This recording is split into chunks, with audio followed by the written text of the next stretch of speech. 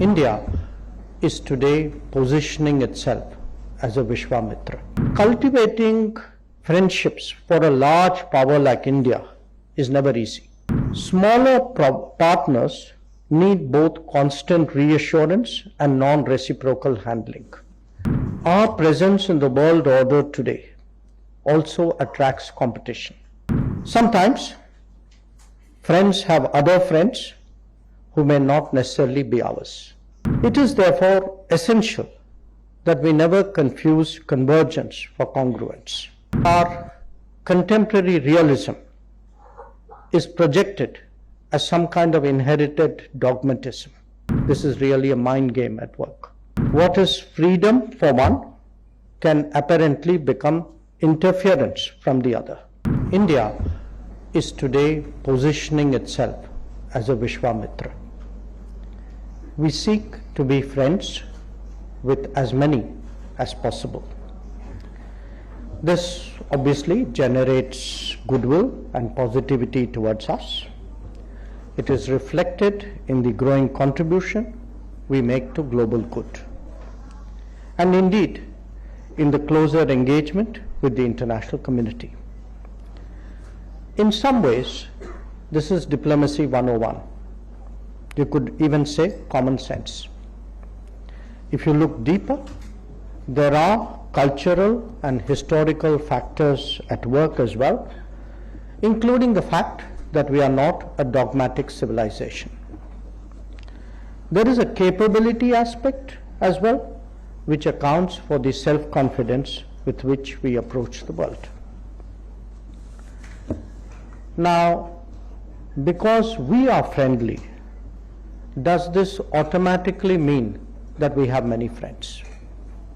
Certainly, as this book demonstrates, the metrics of evaluating relationships make a very powerful case that these have progressed very significantly in India, for India.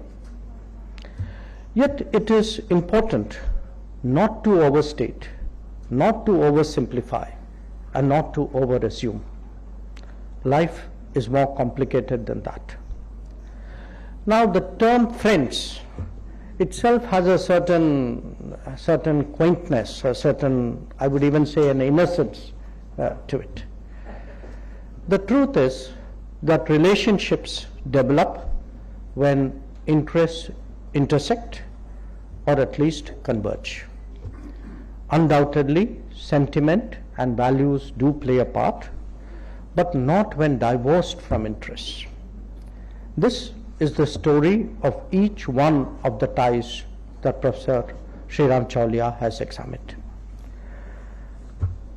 Now, personal association with these transformations do enable me to offer my own insights.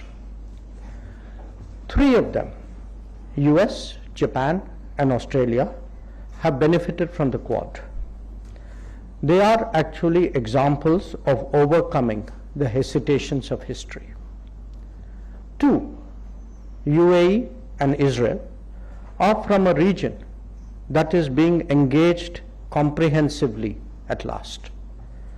And the final two, Russia and France, are actually statements of multipolarity, ours as much as theirs. Cultivating friendships for a large power like India is never easy. Certainly, there is the emotional factor that comes from shared experiences, and you can see that most visibly in respect of the global South. I mean, we all have a certain historical commonality. However, smaller partners need both constant reassurance and non-reciprocal handling. We see that as well in our neighborhood first policy. Whether it is our actual capability or potential one, our presence in the world order today also attracts competition. As we move towards becoming a leading power, this will only grow. Even friendships will not be without some hedging. Relating to other major powers is also a challenge in itself. The more global they are, the broader are their range of activities and interests. Some may converge more, some less so, and at times, in fact, some may even diverge. Sometimes friends have other friends who may not necessarily be ours. They may, for example, reflect the dilemmas of the old order and the new. It is therefore essential that we never confuse convergence for congruence. Friendships are also not exclusive, particularly so in a multipolar world. It is only to be expected that others, even friends, will seek to maintain their option while restricting ours.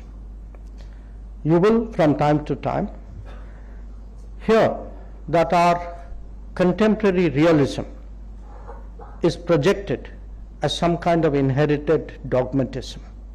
Believe me, this is really a mind game at work. Some friends may also be more complicated than others. They may not always share the same culture of mutual respect or ethos of diplomatic etiquette. We have from time to time seen comments on our domestic issues accompanied by a professed desire to have honest conversations. However, the same courtesies are rarely accorded to the other side. What is freedom for one can apparently become interference from the other. The fact is that sensitivities like sovereignty and territorial integrity will always be a factor in evaluating partners.